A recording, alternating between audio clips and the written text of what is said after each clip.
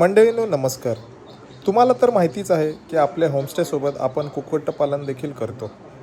सध्या गरमीचे दिवस असल्याकारणाने आपण कोंबडींना रवणीवर बसवले नव्हते, पण आता गरमी थोडी कमी झालेली आहे. आणि बघा, बऱ्याच दिवसांनी आमच्या घरात पुन्हा एकदा आनंदाची चाहूल लागली. या छोट्या छोट्या पिल्लाने आमचं घर पुन्हा एकदा किलबिलाटाने भरून काढलं. आईच्या पंखाखाली सुरक्षित वाढताना त्यांना पाहून मन अगदी भरून येतं. अजून आपण 2 कोंबड्यांना रवणीवर बसवले आहे, तर ते किती पिल्लं काढतात हे आपण पुढील व्हिडिओमध्ये पाहूया.